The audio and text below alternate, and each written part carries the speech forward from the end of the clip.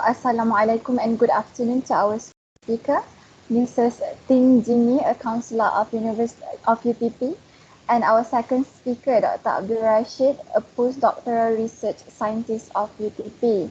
So I am Nabiha binti Muhammad Ilyas from Postgraduate Student Council and the Graduate Affairs Bureaus. I will be your MC for this talk regarding stress and time management. So before we begin with the session, there are a few rules to be applied. First, your video and audio will be muted by the host throughout the session. This is to minimize distraction from the audio feedback. Second, as this talk includes a live Q&A session, any question, please send it through the live chat box of the Microsoft Teams meeting and the speaker will answer the question either during or after the session. So your cooperation is highly appreciated. So before we start with the event, I would like to invite Mr. Awak Mohsin to recite a dua for the opening prayer. Assalamualaikum. Bismillahirrahmanirrahim. Alhamdulillahi Rabbil Alamin. Wassalatu wassalamu ala Sayyidina Muhammadin wa ala alihi wa ashabihi ajma'in. اللهم اغفر لنا ذنوبنا ولإخواننا الذين سبقونا بالإيمان ولا تجعل في قلوبنا غلا للذين آمنوا ربنا إنك رؤوف رحيم.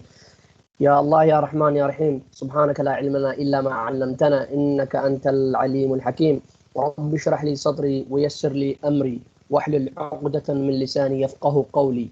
We gather today to express gratitude upon your greatest gift toward us. In conjunction with this event, we ask for your help and guidance. Ya Allah, kindly give us strength and courage to face the struggle to find and gain knowledge. Kindly bestow blessing, physical and spiritual health, fitness of mind, peace of mind, strength of spirit.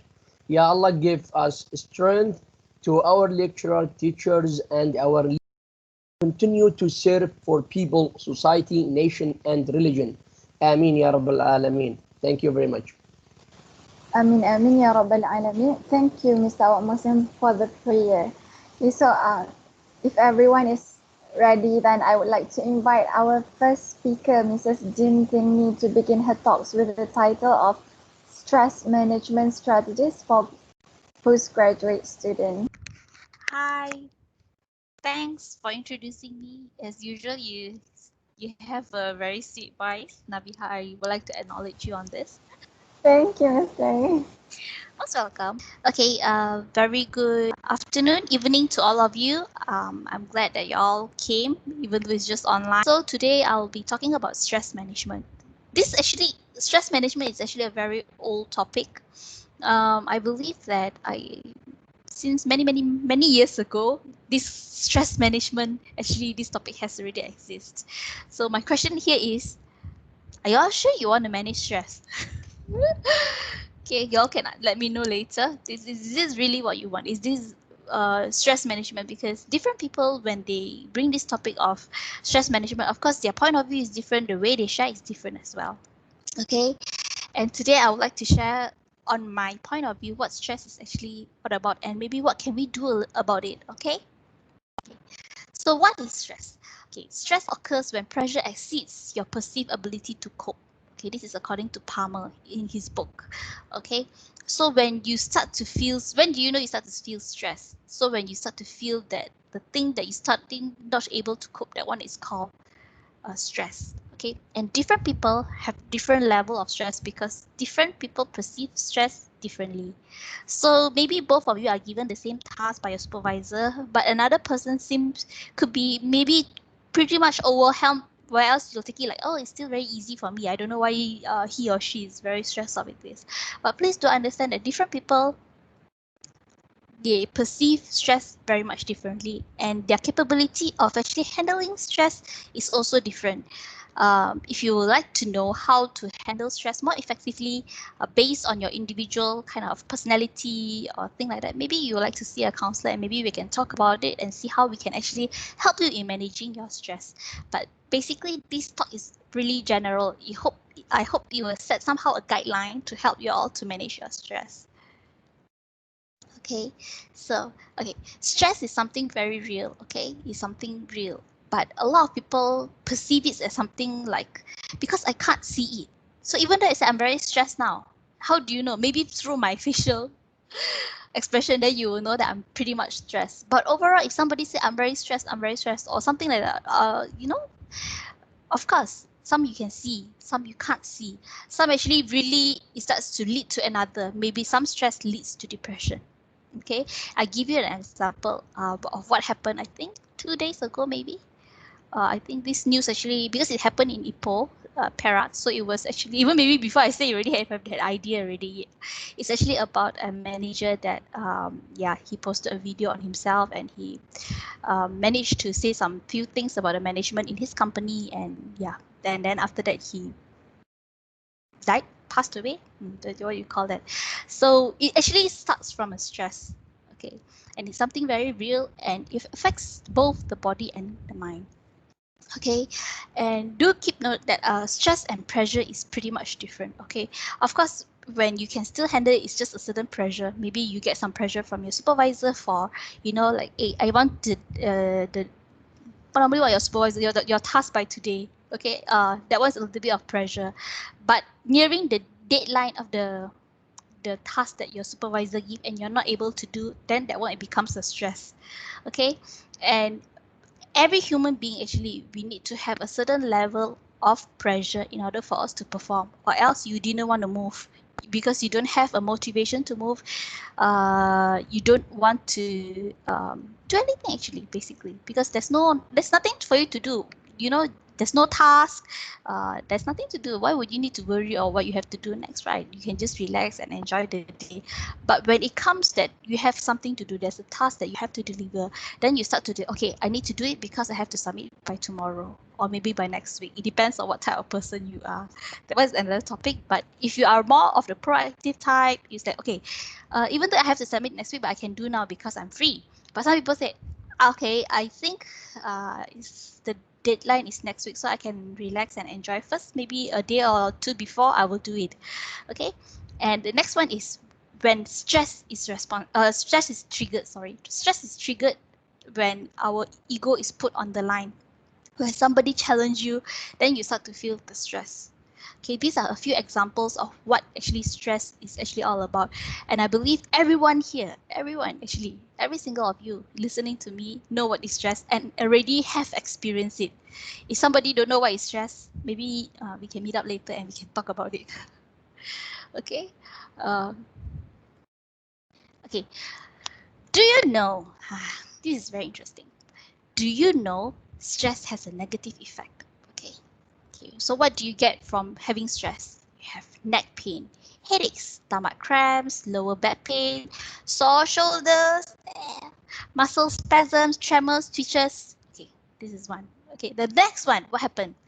You get gaining, you start to feel, how can stress actually related to weight gain?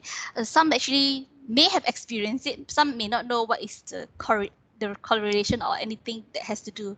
Okay, when you are stressed, our body will what do you call that? Discrete kind of hormone is called cortisol, and this cortisol actually helps us to eat even more, especially junk food.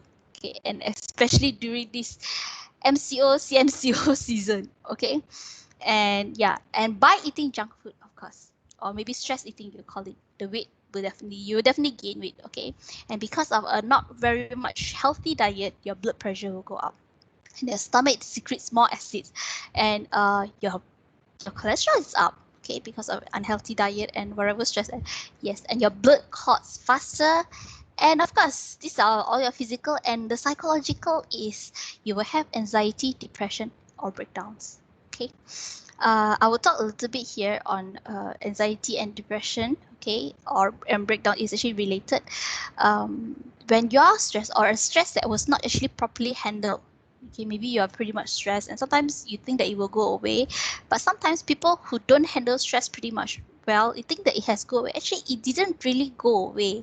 It will have this kind of psychological effects where you have anxiety, okay, or palpitations, or some people call it, because when they're pretty much stressed, they won't know what to do, and maybe the things has gone over and they think that it's all over, but sometimes it leaves effects to the body.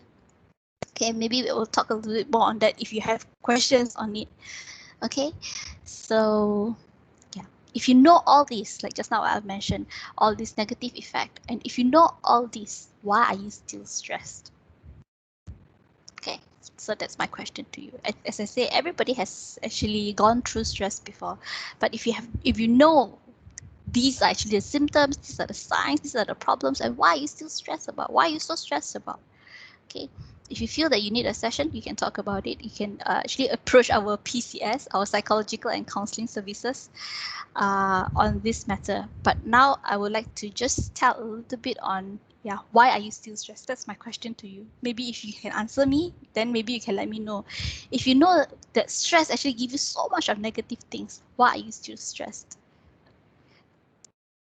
Okay, so let's see what actually causes stress. Okay, the number one I put is actually perception. Okay, it's actually on how you view things. This is very important because once you change your perception, you view from another perspective, things will be different. Okay. Challenges. Maybe you have challenges on completing the task, or maybe you have challenges even to pay your bills. You feel very much stressed. Okay. Procrastination. I think this is very common among our students. Maybe it happens to me as well. Sometimes I do procrastinate. I have to be saying I'm pretty much guilty of that. But I will have an idea roughly when will I do it, so I don't be overstressed, because if I have not done my things and I have to submit by today or tomorrow, then I'll pretty much actually very much stressed. Or maybe tonight I don't have to sleep in order to complete the task. But if I procrastinate, I'll make sure that I have enough time to complete my task. Okay, deadline. Okay, maybe your supervisor will call you and say, I need this by now. Don't even have time for you to prepare, but you need to do it now. And you are maybe pretty much a lack of resources, or pretty much lack of information that you're not able to complete your task. Okay, lack of rest. This is very much common. When you lack of sleep, you don't rest well, pretty much you have low tolerance towards people. Actually, it's related, and you pretty much very stressed up. And especially some people, they just talk as normal. Normally, you can actually take them or tolerate them, but when you are not enough rest, you have a lot of things to do. They come out with maybe a silly joke, and you pretty much want to feel like you want to smack them for appearing. It's very common actually. So actually it actually interrelated to one another. It's not some big science thing. It's just something very basic, which I think all of you have known. But again, even though you know, why are you still stressed? Okay.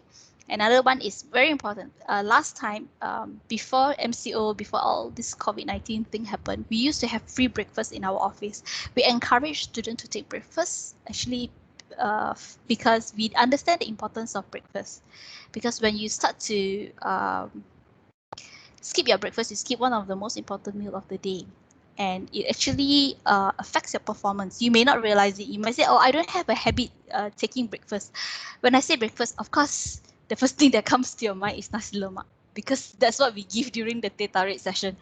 But not necessarily nasi lemak. You can just eat biscuit and a cup of milk or something like that. It's just a simple light breakfast would do, not necessarily nasi lemak. Okay, so remember, get a bite. Okay, it will help you to cope with the day better, and you may not feel so miserable. Sometimes hungry and angry becomes hangry. So because at first you are hungry, and then something happened, you became angry, and then after that, both combined together, you became hangry. So we wouldn't want that to happen. Okay, so if you want to have a better image of yourself when you meet people, please have breakfast. Okay, it's the most important. If you tell me you want to skip dinner, I think it's okay, but I'm scared that before you go to sleep, you start to feel hungry and you start munching on something even more unhealthy. All right. Okay. Recognize stress. Okay. This is very important, because if you wanted to go far, I believe you have to get the basics right. This is actually from a song, which if you're free, you can go and YouTube it. I didn't want to show here because I understand that if once I have some internet connection, the whole thing will lag, or some people will lag on their side because of the internet connection kind of thing. So if you are interested to know what song is this about, I'll let you know in the title later. Okay, but yeah, recognize stress, because foundation is very important. You have to get the foundation so that you won't be shaky. If you want to build a building, the foundation must be right. The basic must be strong. All right. So next, okay, things happy people do to stress less. So there are 9 things here. Okay. No, can y'all see? I think can see, right? Or it's just me talking. Can somebody give me some response? Because I cannot see. I don't know how's it gonna be. Yeah, we can see that. Yeah, I can see that. Okay, so there are 9 things happy people do to stress less. Okay, but first the person decided to be happy first before they stress lesser. Again, as I mentioned, everybody has a level of stress, an amount of stress that is on that particular person. Okay, but how do we view the things, or what do we do about it that actually make the difference or something like that? Okay, number 1, okay, know what you're trying to achieve and why. Okay, set, that means you have an objective, you have a mission, a vision, or something, a reason why.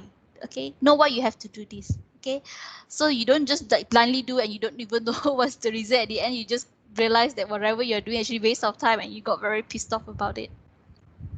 Okay, and number 2, do less by focusing exclusive on what's important. So those things that you do not need to worry, the things that you don't need to constantly, you just sometimes may omit it. It will just give you additional stress. Sometimes my boss give me additional tasks. I will just tell him, this kind of work is just adding some stress to me. If there's no need to do, just don't do it. If you ask me if I really said this to my boss, yes. You actually determine what is it. If you can justify why you do not need to do it, then you don't have to do it. Why adding tasks to your work, right? And why adding stress to you? Okay, think progress, not perfection. I believe that I've seen some students meeting me, and some actually the stress are actually caused because they have this idea of being a perfectionist. Okay, some of them maybe are born, or maybe they wanted to. It's not really born. I believe very much they are pretty much shaped by the environment. Being a perfectionist, they want everything perfect. If can, they want just to score best, and they want to be top. It's okay. There's nothing wrong. But you have to know that when you have to start to have this idea, you not only stress yourself up, sometimes you stress other people around you because you have this kind of ideal kind of thing. So if you can manage, why not? Okay. The 4th one is cleanse your heart every night. Okay. Before you sleep, maybe you would like to do some reflection. What have I done today? Okay. And I think it's related to number 5 somehow. It's actually purge untrue thoughts. This is really important because sometimes the stress is actually caused by yourself, because you yourself is limiting yourself. Okay, I cannot see you again. I would think that some of you can relate what I'm saying here, because some of you believe that certain people say something, or maybe, okay, like me, I think I'm very fat. Okay, maybe I am fat, that's the fact, but I look ugly because I'm fat. But again, this is just how I think. Okay, if you feel good, you feel beautiful, it doesn't matter whether you're fat or thin. Okay, so those thoughts may be untrue because you yourself are limiting yourself and putting it to believe that people are thinking that way. Let me tell you something very interesting. Sometimes people don't even really notice every single bit of you. They just notice about themselves. It's not about you. So only you notice a lot about you because you are you yourself. Do I make sense? Do you understand me? But something like that. It's actually, people don't actually view it. Maybe someone said something hurtful to you today. Okay, 10 years later, okay, maybe 5 years later down the road, if you ask them or confront them on this issue, I don't think so they actually remember they actually said that. But on your end, when on your receiving end, you tend to be more hurtful about it. Okay, so this kind of thing is only you yourself, because at the end of the day, other people are very busy leading their own life, and you are leading your life. Okay, let's see. Okay, number 6 is expect some stress, definitely. Accept of it and let go of it.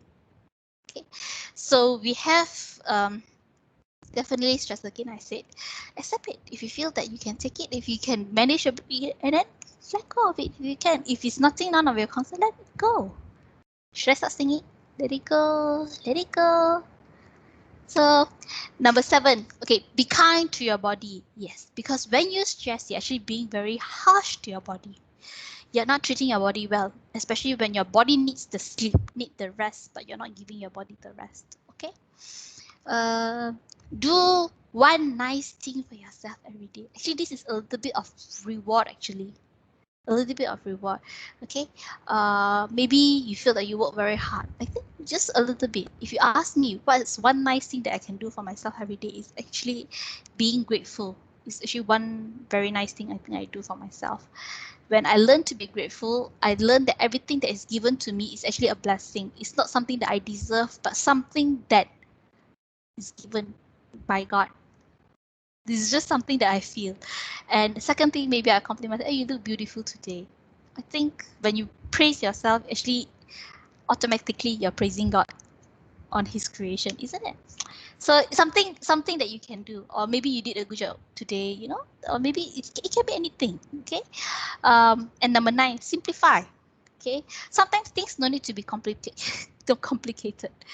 I think last few days ago, there's this someone just dropped me a message on LinkedIn saying about self-development under mentorship or something like that. My question is very easy. I ask, is it Amway or not? At the end, the person didn't reply me. He come and ask, instead of answering my question, he asked me more question. So at the end, my question is, I just tell him, is it Amway or not? He didn't reply me. I also don't know what's the answer, but it doesn't matter because my life still goes on. It's still beautiful. Okay, let's look at this. Okay, stress is also caused, okay, by how you value the things. As I say, it's your perception.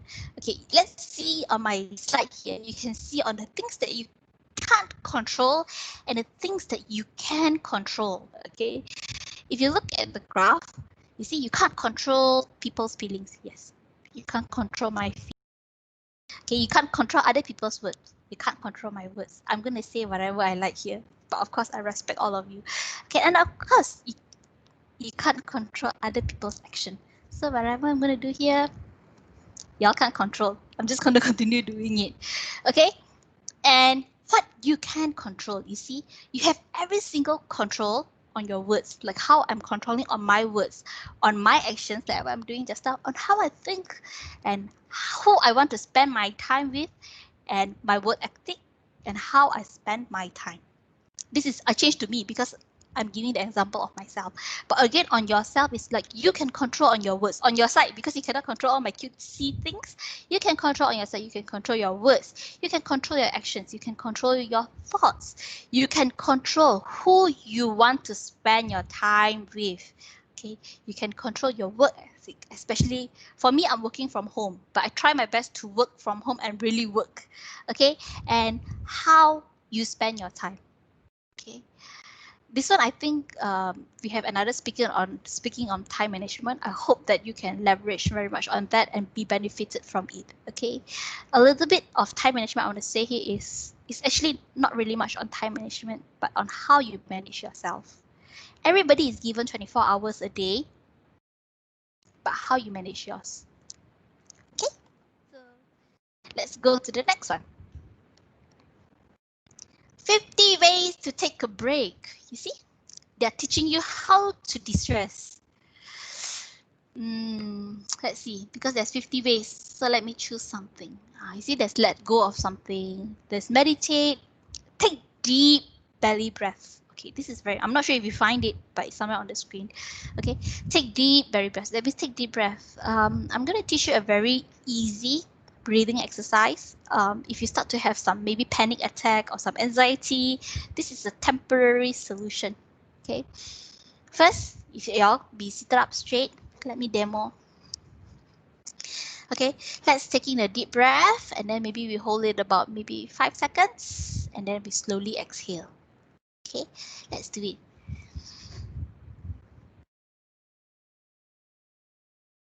Okay, exhale. Let's inhale again.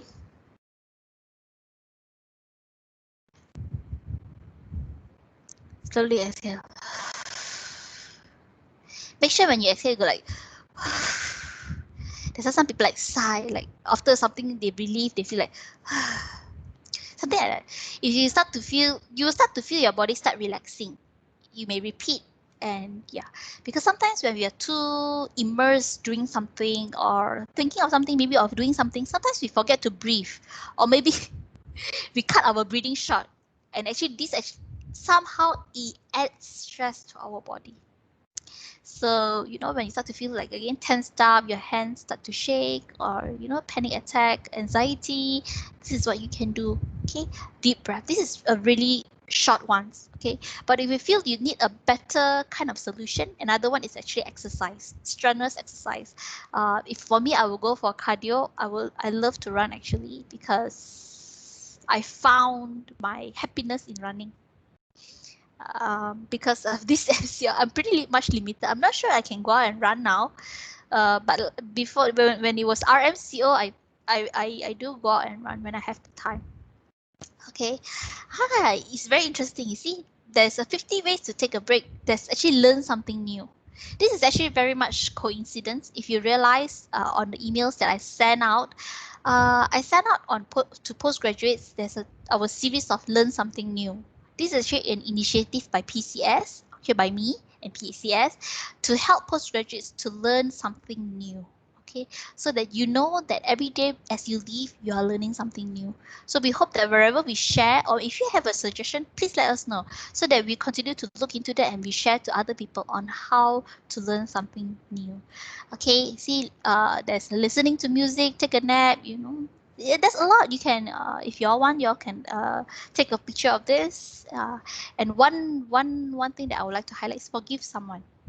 I do understand sometimes you keep grudges, or someone that you maybe is doing something very hurtful to you, or you know. But if you learn to forgive someone, it's not easy. But I can tell you, once you learn how to forgive, you literally lead off the whole baggage from your body. The stress will cut off by actually half. And again, as I say, when you change your perception, like on your things that you can control and the things that you cannot control, basically you already cut almost half of the load already. Because once you realize that what you can do will change something. Sometimes that person reacted that way is because of the way you treated it. Or maybe there's something that you do that trigger that emotion. Or maybe you say, I haven't done anything, the person is already like that. Okay, so if the person is already like that, so what can we do in order to change the aggravated person or the very angry person? You know, there's something that maybe we can ease, or maybe do you want me to buy you a drink, or you know, maybe you like to take a deep breath, ask the person to take a deep breath to calm down. You know, it can be anything. Okay, but these are just something. Okay, sometimes being kind to others is actually being kind to ourselves, but somehow we seem to forget about it because, as usual, human beings are very selfish. I'm saying in a very general term, because at a certain point of time, we will think about ourselves than other people.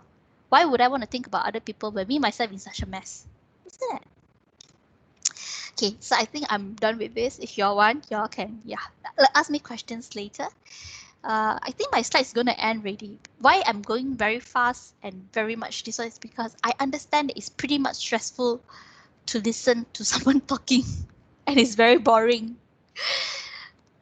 Okay, let's look what's the other things. Summary to stress less. Okay, so make sure you are well rested. Okay, this is really much important. Okay, try not to skip breakfast or lunch, because it's actually the most important meal. Almost the breakfast is almost important. Lunch is okay, and dinner. Let me say something about dinner. I realized that our students have habit. I won't say all, but majority have habit of having heavy dinner. Sometimes they don't eat breakfast, they just eat brunch, and then they have a very heavy dinner. It's, according to diet wise, I don't think so. It's very healthy, because at night is the time where you are slowing down your activities, but you put in a very large amount of food in your body. Okay, another one is exercise. This is, as I mentioned, I run around. Okay, I work in a manufacturing company before, where the company is really stressful. I will say this way, it's really stressful working for the company, and there are people playing politics and whatnot. Maybe some of you can relate because maybe you have worked before. So how do I cope with stress then? Is I actually run. I start to exercise. I develop a habit of exercising, and I found that actually running really helps. The angrier I am, the more upset I am, the faster I run. So I run until I'm very tired. So the next thing is I'm no longer angry about it anymore. So if you find that you want to try, or maybe you're very angry or upset or something, maybe you want to try my method. Okay, and the other one, I think the take deep, slower breath. This one I have mentioned earlier in the slide. This is really important because the way you breathe actually really will affect you. Because sometimes when we take, like even now, I'm taking short breath. Actually, I'm inhaling very much short, and because I'm talking pretty much fast. If you realize, because I want to really quickly be done with this, and yeah, so I have completed one of my tasks. So yeah, take deep, slower breath so you don't get so much stress. Okay. And if you really need, speak it out, articulate. You know, if you feel that you are being oppressed, especially maybe by your supervisor, please speak it out. When I say speak it out, articulate, I didn't mean that you go and raise your voice and challenge. Speak out, sir or ma'am. I think pretty much, or doctor, or how you address your supervisor. I'm pretty much stressed really, and I think that this is beyond my control or beyond my ability, or maybe it's not even my task. I think there's a need to speak up.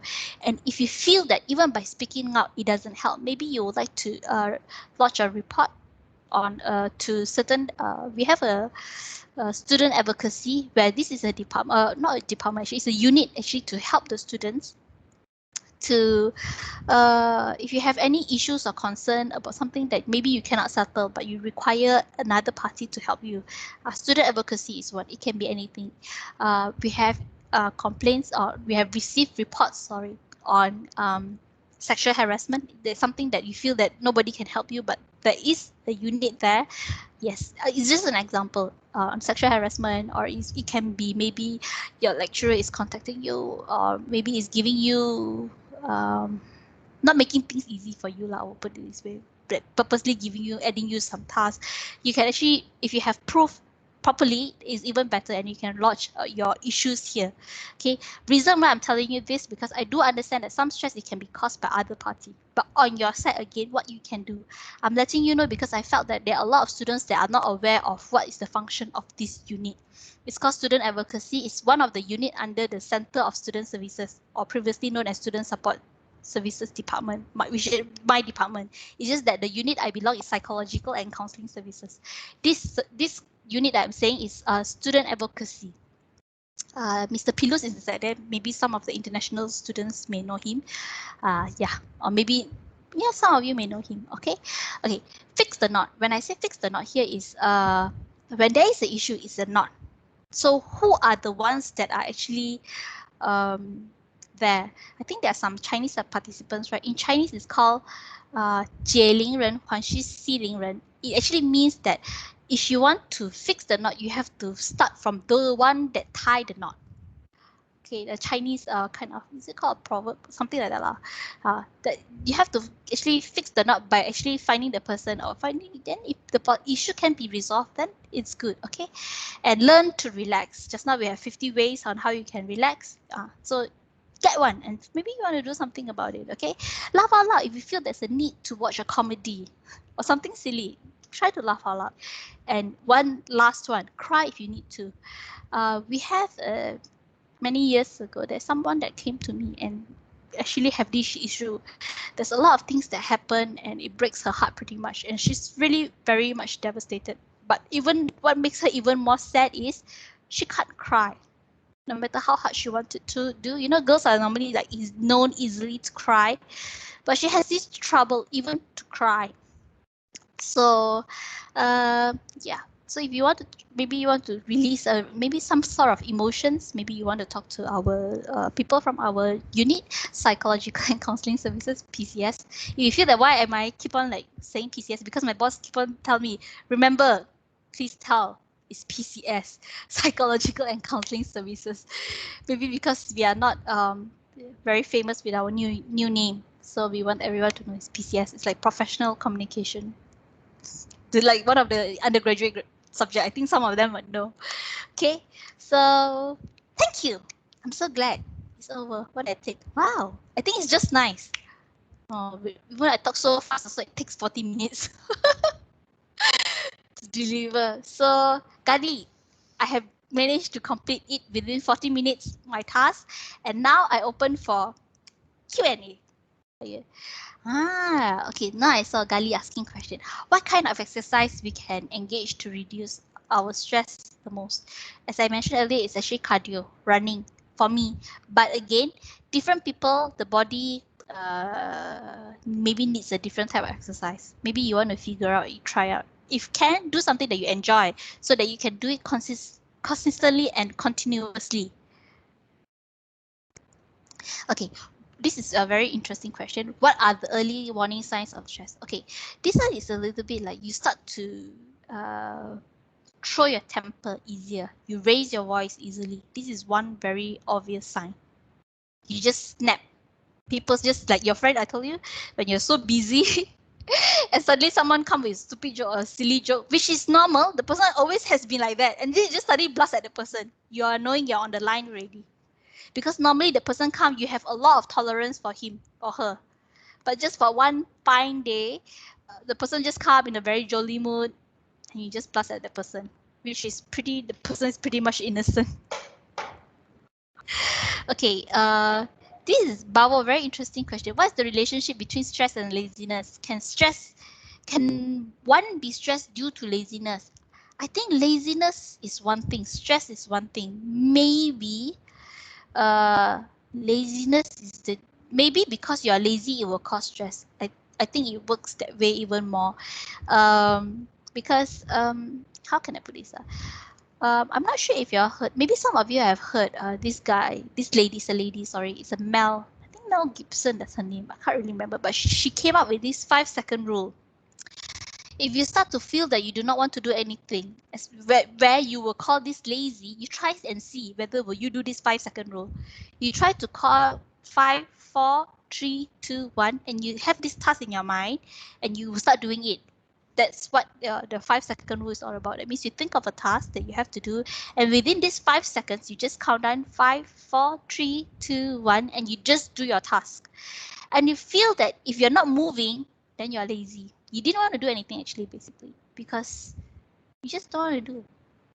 You are the one who didn't want to change. You are the one who didn't want to take initiative. Okay, so Bavo, I hope I answered your question. It's about your laziness and stress. Okay, how do we help someone, for example, our friend, to settle down since they do not realize that they are having stress? Okay, this is very good. So you're trying to say that you realize that your friend are stressed. Okay. One very good is maybe you want to talk to the person, your friend, okay? If you want, you can actually encourage or anything. But do understand one thing: your friend is your friend's life. If the person do not want to change, you can't really do anything about it. So you don't have to be very much like, oh, I want to change. I want to help her solve her problem. This is a sharing from me or from our services. We don't help to solve students' problem because the problem is the students. What we can do is we just help to guide, and maybe we can discuss on some methods or alternative in order to help the students. But we never try to solve the students' problem, okay? Because the problem sometimes cannot be solved, okay? And if your friend Nabiha wanting to what call it, if you feel that they are very much stressed, maybe you talk. I feel that you have changed, maybe your attitude has changed. Are you very stressed, or what are you going through? Are there something that you're going through? You can be a listener, not necessarily have to go and see a counselor, provided if you're a good listener. Actually, there's no need. If you have a friend who are good listener, who are good support, I think that's very good. I'm not trying to say that don't come to see counselors, but what I'm saying that that's why we have peer counselors, but they call it pembimbing rakan sebaya in the university. Something like your friend actually is being a support instead of a counselor. But from a counselor, because we are professional, we give from a perspective that are different than your friend. We can see things more subjectively in comparison to your friend, which maybe is your peer. Okay. Constantly feel bored. I want to ask something, because I have to identify why are you feeling bored, and possibly accumulated fatigue. I don't know how your fatigue was accumulated, but yes, if you are lacking of sleep, lacking of rest, you are being stressed. Okay. Again, everybody has stress. If somebody tell me that they are not stressed, I'm not saying that person is lying. It's most probably the person handled the stress pretty well. Like maybe through the ways that I've discussed just now, ways on how you can manage your stress. Okay, so if you feel that you're starting to feel bored, and you're starting to feel tired, it's most probably, it could be one it's not to say, it could be one sign of burnout actually. It's not a form of stress anymore. It's stress that may lead to burnout. Maybe you are not being appreciated at work. Maybe that's why you're starting to feel that whatever you're doing actually is pretty much aimless. That's why if we may go back to one of the slides earlier, we talk about know why you're doing this. What is the purpose that you're doing this? If you know the purpose, then why are you feeling bored? What was actually the cause? Actually, your question is actually very much on the surface. Wherever it is, we have to look down more. Again, if you want to talk to me or anything, you can just send me an email or you can text me, okay? So I'm going to leave here because I think you'll need to break before the next session starts, okay? Thank you for all of you. I apologize if what I say is wrong or, I've offended you, I apologize. And thank you for having me, Gali and Nabiha. Okay, thank you. Yeah, so before we move on to the second speaker, I would like to extend my thank you to Miss Jin. Thank you so much for your sharing and everything about the stress and also the time management. I hope that everyone can apply all the tips that has been shared. So, and then I think we can move on to the second speaker, which is Dr. Abdul Rashid with the title Time Management Strategies for the GOT Awards aspirant. So I think Dr. Abdul Rashid can take the floor. So thank you, Ms. Jin.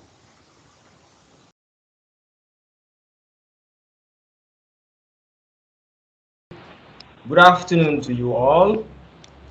My name is Abdul Rashid Saeed, and today I'm going to be talking to you about time management strategies for graduate on time award aspirants.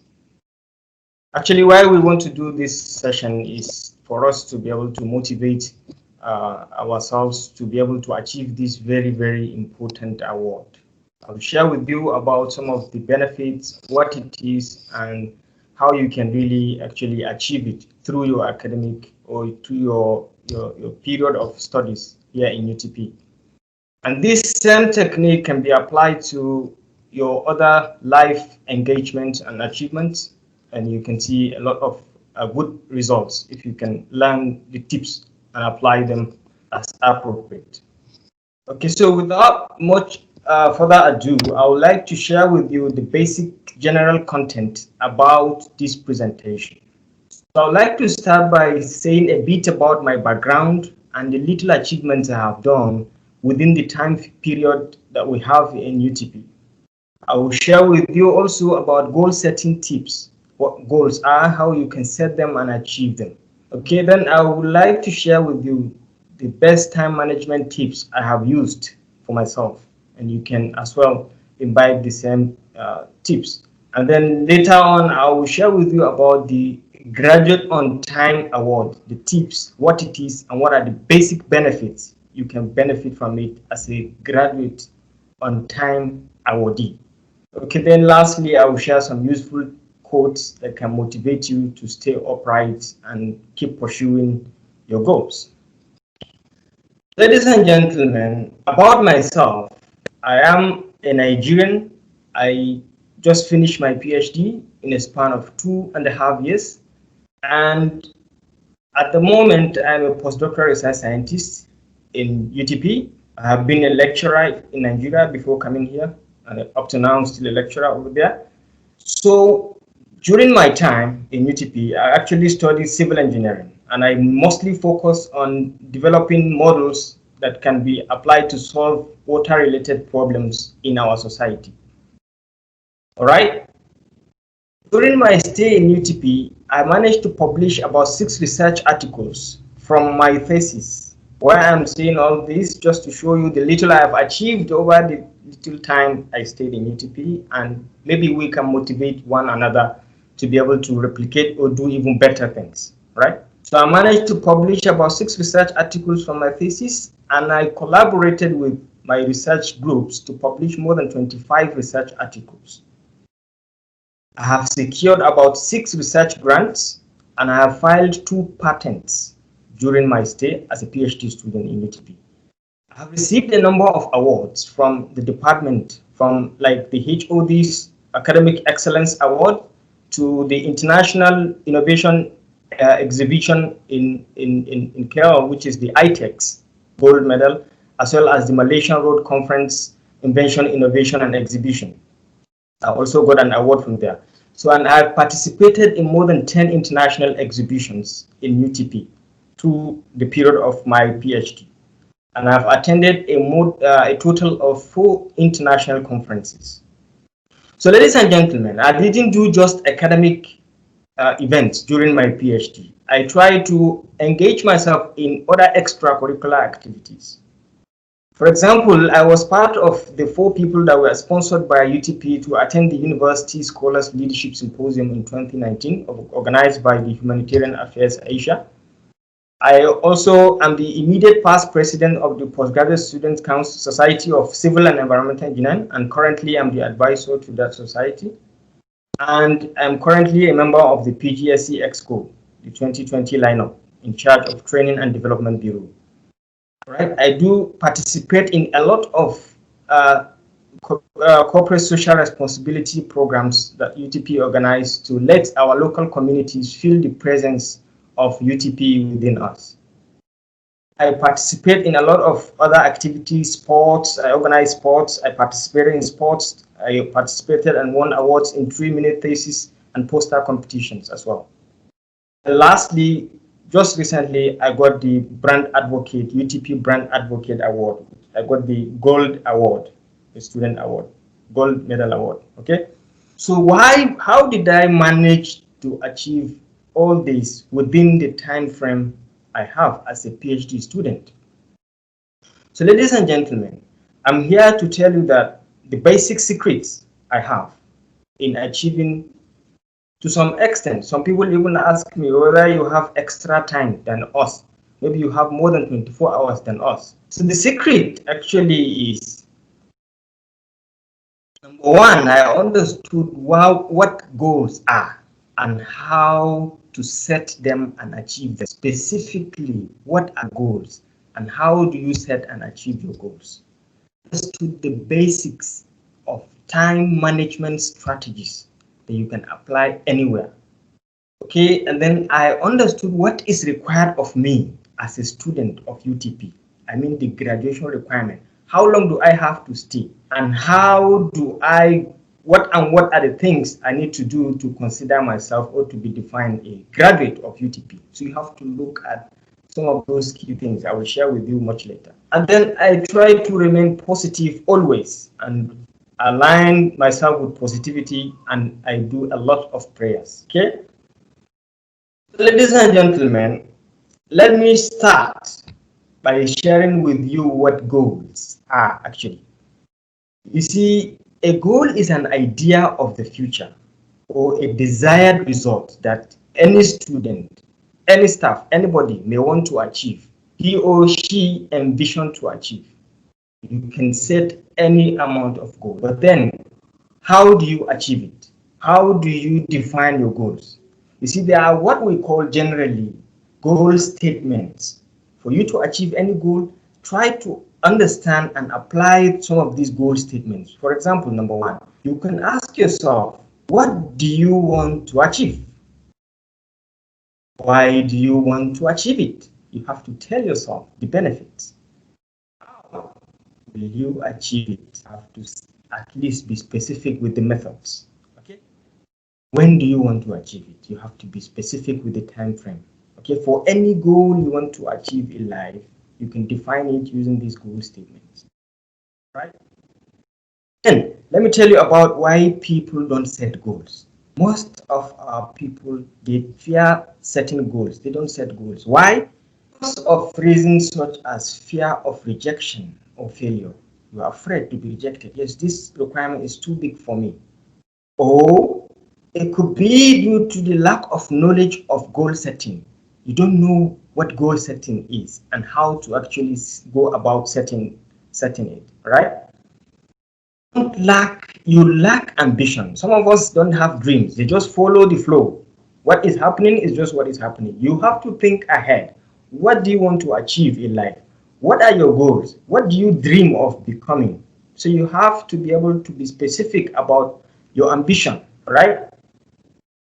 Some of us as well cannot leave their comfort zone. You see, setting goals require you to leave your comfort zones.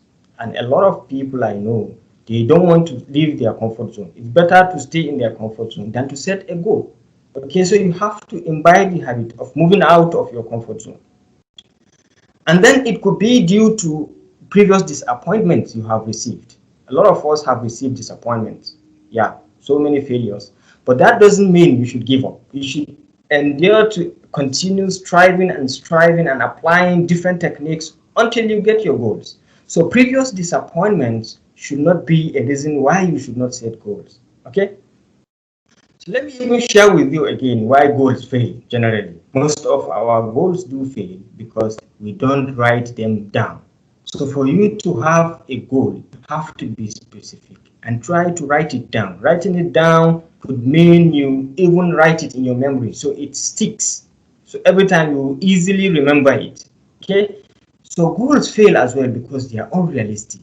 You can't just come up and tell me that you want to lose 20 kg in a span of 3 weeks. Of course, that is unrealistic. So you have to be realistic with yourself. Some people think you can just come to UTP and get your PhD in 6 months. Ladies and gentlemen, they call it PhD and they give it a scope, a time frame of 3 years. The people that define it like that, they know the intensity of work you have to put in. So for you to think about getting it in 3 months or in 6 months or in 1 year, you're deceiving yourself. So that's why some of the goals fail. They are unrealistic. We keep changing as well. Maybe another reason why our goals keep failing. So for us to achieve our goals, we have to be specific and we have to stick to them. Don't change them. Rather, try to revisit and try to devise means to make them better and stronger. Okay? So don't set time. They don't set time frames. Are one of the reasons why goals fail. People just put in the goal, but they don't put time frame. I want to lose 10 kg. I just keep quiet.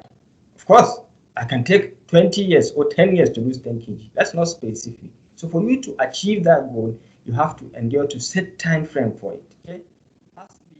Most of our goals lack accountability. We don't revisit our goals. We have to revisit them from time to time to see what are the areas that we are doing well, what are the areas that we need to improve, and what are the possible things that we can reschedule to make sure we achieve our target.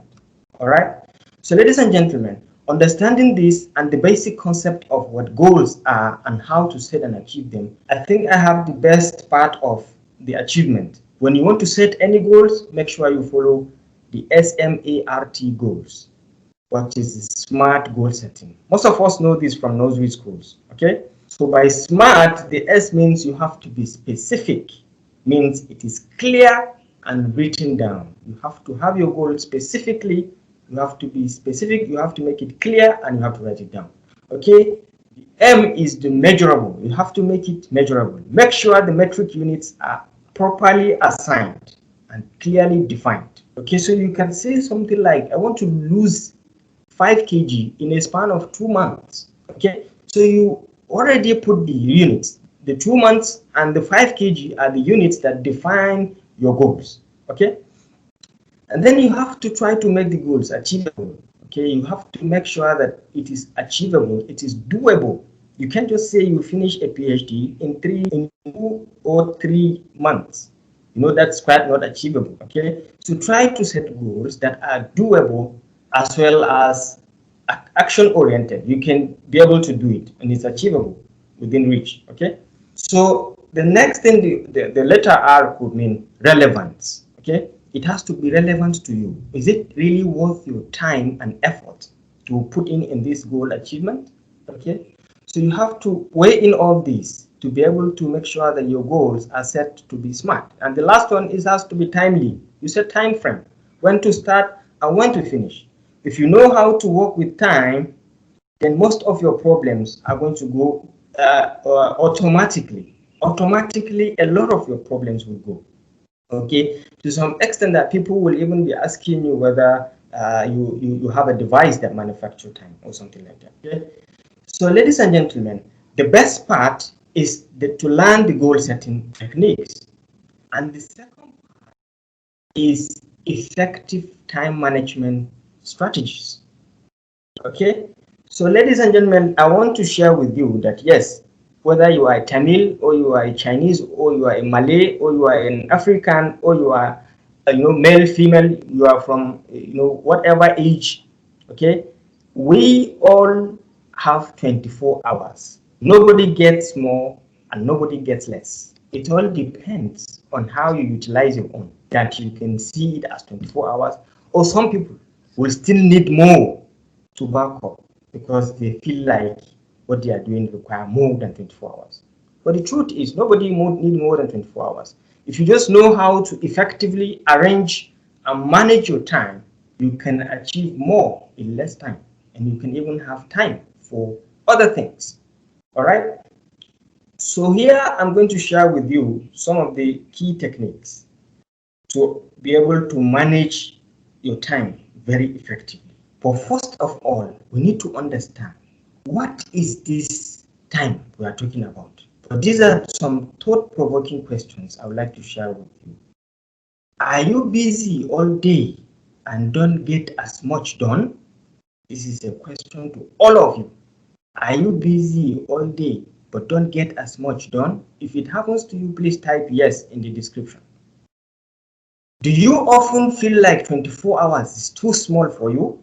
Yes, sometimes you feel like maybe I need to make it 36 hours in place of my 24. I can't have enough of it. It's too small for me. It's quite too fast. Or I will ask you, are you struggling to get the GOT award in UTP? You feel like the time is, you can get it? No, you cannot. You can get it? No, you cannot within the time frame. So ladies and gentlemen, I'm here to tell you that you are not alone in this journey. A lot of people are struggling with time management, are struggling to achieve their objectives, are struggling to graduate from this UTP. But then follow me up so I can share with you some of the key things that you can adopt to really improve or enhance your efficiency and performance in this university. Okay, so but then before we go too far, what is this time that people keep talking about? You see, time, according to the research, is even much more valuable than money. This is a very unique and important quote that we have to know to understand the importance of this time, because you can always get more money, but you can never get more time. So you have to treat it wisely. It's a very valuable resource, very, very unique and very, very important. So how do people define time from the research point of view and from the normal man point of view? What is time really? You see, it's an indefinite continued progress of existence and events that occur in an apparently irreversible succession from the past to the present and into the future. I'm sure a lot of you are finding it difficult to even understand this definition, this simple definition by Wikipedia. So this time is that critical. It's even more critical because people say it's difficult to manage. You can't increase it. In fact, you can't stop it. And you even cannot store it for later use. So you are either using it wisely or you are not using it at all. You have to learn this very critical resource called time. Okay? Learn to manage it. So how do people, the layman like me and you, define time? People define time in different. Some say time is slow when you wait. Some say it's fast when you are late. Some say it's short when you are happy. Some say it's very long when you are bored. And some say it's deadly when you are sad. And others say it's endless when you are in pain. You see, these are people's perception. These are people's definition, like me and you, about what this time, what this resource is called time. Okay, but ladies and gentlemen, I'm here to tell you that today, the time is determined by your feelings and your psychological conditions and not by clocks. So this is general. Time is determined by your feelings and your psychological conditions and not by clocks. So try to be positive, try to imbibe the habit of positivity so that you can understand and define this time correctly to yourself, right? So why do we need time management? These are general, this is just generic. We need time management to be able to save time and reduce stress. Just now you talk about stress, okay? To function effectively, to have more control over our responsibilities, okay? To help us prioritize our tasks, get more done in less time, to discipline ourselves, and lastly, to make sure we deliver what is promised during our studies and during our lifetime engagement. All right? Today I'm going to share with you my 7 most effective tips that I abide by throughout my stay in UTP to be able to effectively manage my time and to be able to graduate on time. Right? So the first tip, generic, is write a to-do list. Write a to-do list, as simple as it sounds. Every single day when I wake up, I pick up my jotter and I write down the key things I need to do for that day. From going to school, from repairing my car, to going to the grocery shop, to seeing my supervisor, to going to the lab, and all the things in between. I have to list down all and check them out as appropriately. Okay, it may sound simple, but it's the most effective thing to do to start your day with, because by doing this, it will enable you to know what is essential and what is largely unnecessary, so that you can know the main reason why you are up for today. What are your tasks? What do you need to achieve? You just go straight to the point. And when you finish it on time, you find more time to go and play, to go and do other things, to go and jog and other things, right? The second thing is you have to avoid the weapons of mass distraction. We call it weapons of mass distraction because they are really destructive enough. These weapons can be controlled. We live actually in a world of distraction, a lot of distraction from all these guys. So the best thing to do is to try to make sure you silent the phone, but you have to attend to the most important tasks, maybe notifications, maybe your boss may need you at any time. You have to be conscious of. But then all other distractions, try as much as you can to minimize. No, you cannot eliminate, but you can minimize, right? Is to take breaks when walking. When you're walking, make sure you take breaks. Taking break could mean different things. Okay, try to do something out of the work you are doing, out of research, out of your lab work, something different. You see, research have shown that the top 10% of achievers, they take at least a minimum of 15 breaks, 15 minutes of a break in an hour. 15 minutes of a break in an hour. And just now, Tim just shared with us the 50 things on how to take a break. Okay? So you try to find just one of them to just apply to yourself to learn to take a break. Okay? Taking a break, you will restore your energy and focus to the task or to the next task. All right? So imbibe the habit of disciplining yourself to take a break. Next thing is to break your big tasks into smaller chunks. Don't think you can do everything at a time. You cannot.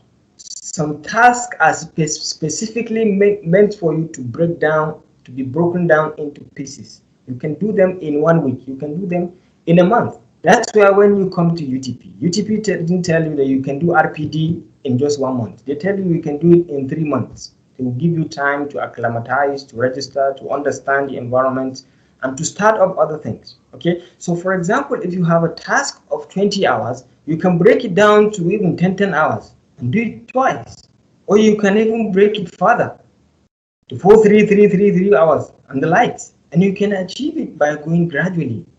So gradually you can achieve. So the best way to describe this is, you can say you eat the elephant. That's the word. You eat the elephant. How do you eat the elephant? Of course, you cannot eat it at once, ladies and gentlemen, but you can eat it when you take a single bite at a time. So how do you eat the elephant? A single bite at a time. So divide your time into chunks and start with the mind to finish it. And you can see yourself surprisingly finishing it. Right? So step 5 is to find your most productive time. You see, you have your own time that you are working at best. Maybe I work best at night. You work best in the morning. Your friend may work best at night. So try not to copy your friend. Try not to copy your girlfriend. Try to imbibe and understand your most productive time and go by it. Working at your most productive time can give you 10 times more results than working at other times that you are not most productive. So start to understand what are your most productive times and try to stick to them and see yourself excelling and doing much better things. Okay. Step 6 is to set time frames for each task. You have to set time frame for each task. Every day you set the goals, you have to set time frame to prevent your work from dragging on and eating into the time reserved for other tasks. You have to be able to set time frame and abide by it. Right? Number 7 is quite actually the most important. You have to learn to prioritize your tasks. We all have different tasks in a day. But you have to classify them according to this quadrant. Urgent and important should be done now. You have to do it now. Once the task is urgent and is important, then you have to do it now. If it is urgent but it's not important, that means you can delegate it to someone else. It's urgent but it's not important. You can delegate someone else to do it. When it is important but not urgent, then you have to decide when to do it. It's important, but it's not urgent. So you can do it later today or you can do it later next week. Okay?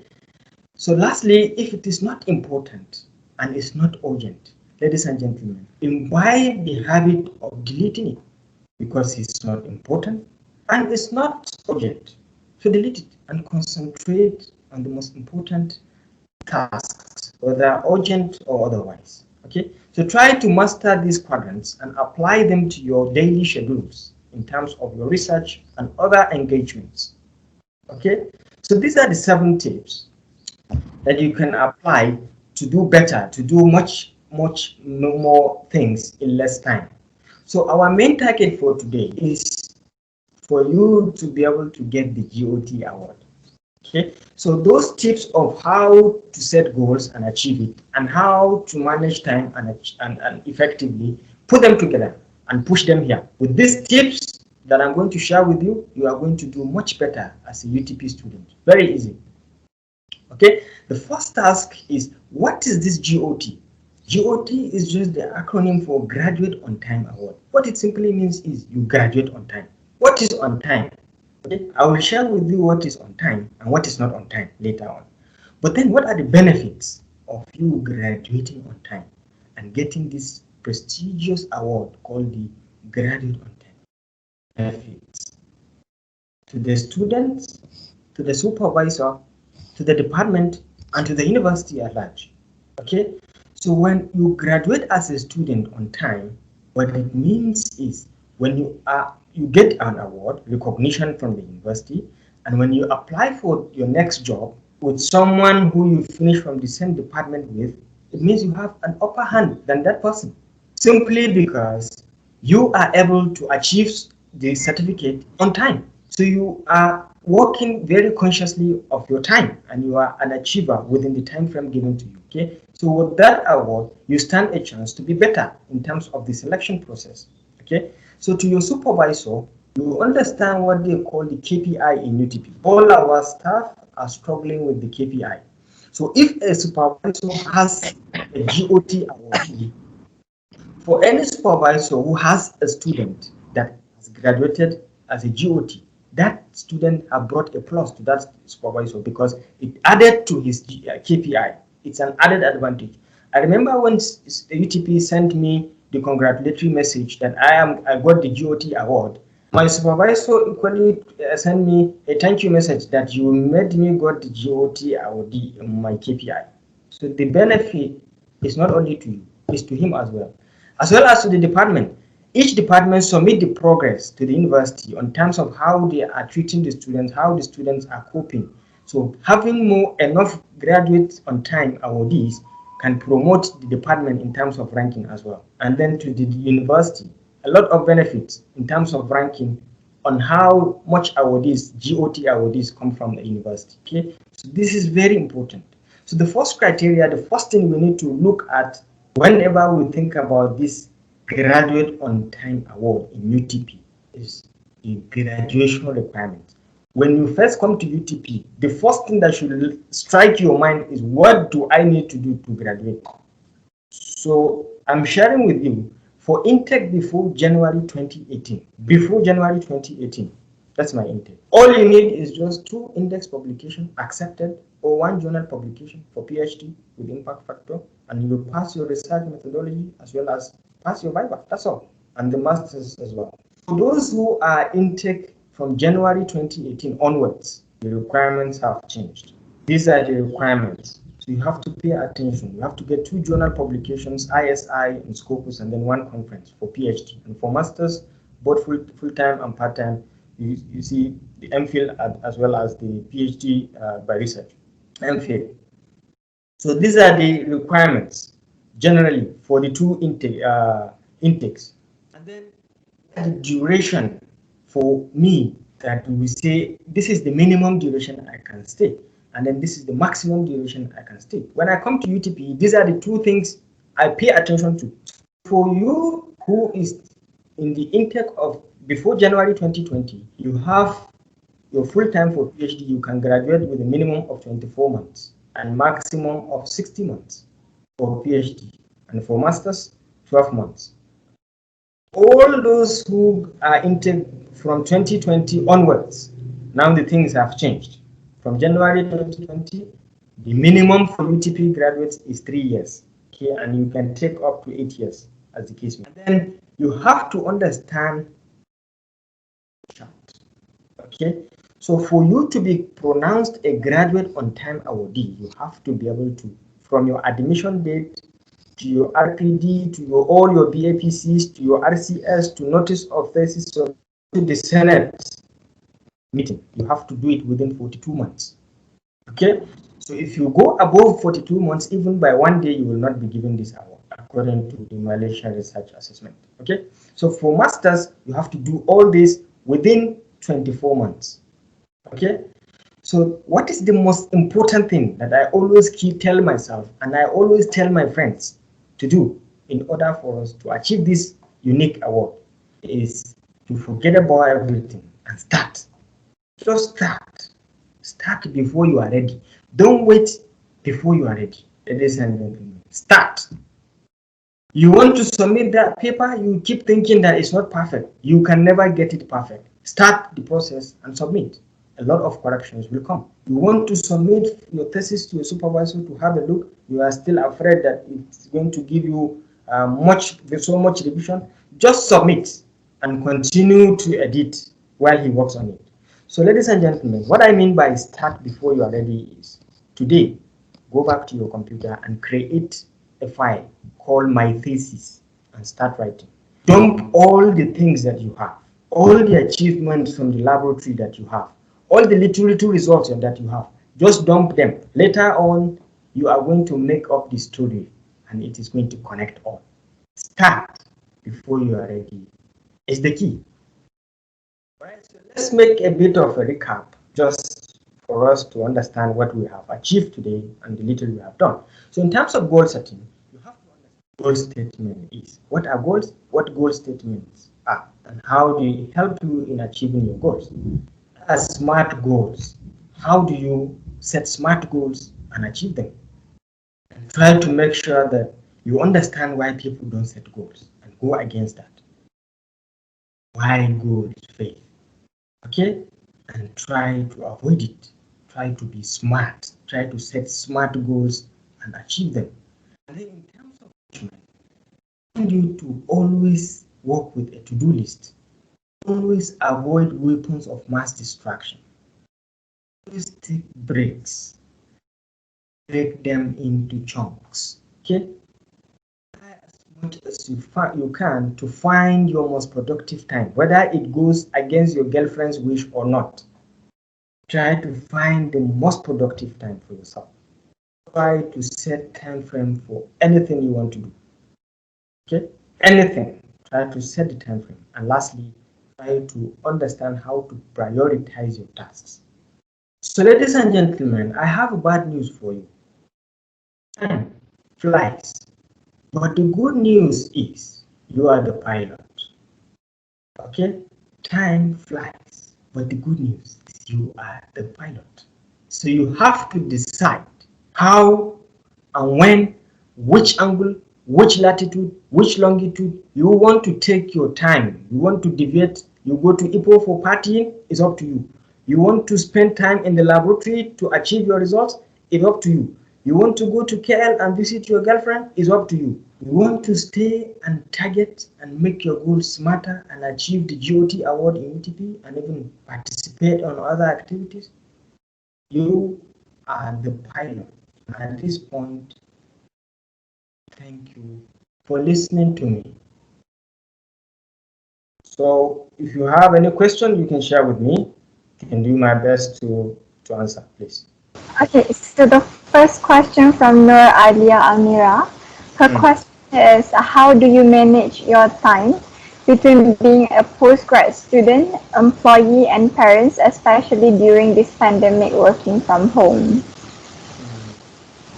Yeah, you see, managing time at this time can be quite critical, and we have to learn on the job. It's unfortunate that our world is changing in this direction, and it's better we learn how to deal with it. Actually, how to learn. We have to learn how to work best at this time to at least take into consideration all these happenings. So as a postgraduate student and as a full-time housewife working from home, actually the best is to look into those strategies, especially the first one. Just make sure you itemize all your daily schedules. What do you need to achieve on daily basis? Write all of them down and try to attack them one after the other, setting priorities as appropriate. So working from home actually can be quite stressful because you don't have any excuse to attend meetings and even to do other computer related works at home. You don't have excuse. You have to. So it's quite tiring, time demanding, but you have to try to itemize your time and try to find the most productive time. You can just look at the schedules, the assignments given to you by your boss, and try to assign them a level of importance and urgency. If it has to do with the ones that you can do instantly, just book them and do them right now. And then if you can delay for later use, you can delay as well.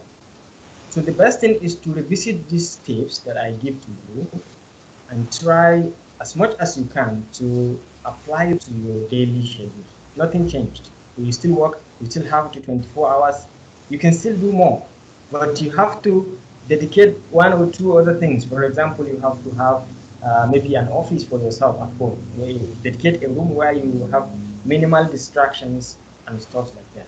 So that can actually help achieve more in less time. I hope I have answered your question. Okay, so from Reham Bushara, she said that really thank you, sir. And then from Farahida Hani Mausur, she said that how did you manage to stay positive to do all these things during your PhD? Okay, it's very easy actually. Yeah, staying positive, have to do with what you do on a daily basis. You have to try to control your thoughts. Like the other speaker said, there are things you can control. There are things you cannot control. So you have to spend your time with yourself. Try to spend time with yourself and understand what are those things that you can control within you, and what are those things that you cannot control that are outside your power. So neglect them. Okay. So try to put in a lot of things on daily basis so that you can appear positive. I do manage to gain positivity by participating in different kind of events. Events to me, they are like a source of motivation. They recharge me. I do events because I need to do something different. I need to move my space away from research. I carry out the event. I just use it as like a relaxation point. So to me, when you see me conducting event, I do them as relaxation points. So when I come back later to face my research, I face it squarely, and you see I will be much more focused to even do much better. And again, I engage in different kind of exercise on daily basis. Like anyone who is close to me can tell you that at 6 o'clock of every day, I do usually go for workout, and that actually helped me to boost my efficiency and my achievements as well. So you can imbibe that. If you do anything, keep the good. Try to keep track of the kind of people you stay around with. If you know your people are not goal oriented, they don't drag you to achieve more. Try to move closer to those who can motivate you to achieve better things. So try to know the reason why you are with your friends and all that. So don't keep negative people in your list. Try as much as you can to bring in positive people who can either drag you or they can make you move together to achieve better goals and better results. I think that helps you as well. Okay, so the next question is from Bavo Cornelius Borcho. Uh, he asked that how do you manage your time considering the lab administrative and SB bureaucracy in UTP? Mhm. I think the PGSE one. Oh, PJC. Again, I said it that. Manage the time. Huh? Come Right. again? It means that how do you manage the time since you are a postgraduate student and then you are also a PGSE student? How do you manage that? That's why I said before that I do events, I do engagement in UTP just to motivate myself, just to do something different, just to try to give back to the society, to the university, try to be visible, because visibility has a lot of benefits to the students. When you are quite active, there are times when you don't need to even do other things. You will be recognized for them. Okay, so people usually think that when you engage in volunteerism activities like the PGSE and the departmental societies, you organize volunteer events for students, that maybe you are wasting your time. I used to think that as well until I recognize the benefits of all those engagements. Actually, you will have the time, you have the opportunity to sit with management and discuss problems. You have the opportunity to forward your fellow students' problem to the university and they can solve it for you instantly. So it's a two-way thing. You benefit by participating and you benefit by gaining more, because you just do something different and you gain more energy. When you go back to your research, you become much more effective. So engagement with PGSC and other societies is very, very useful and is very, very good. You can try to register and participate. And most importantly, let me even tell you one of the advantages I faced. I usually tell my friends. I attended one of the seminars in UTP, and each and every student was standing up to introduce himself. You stand up and introduce yourself, what center you are.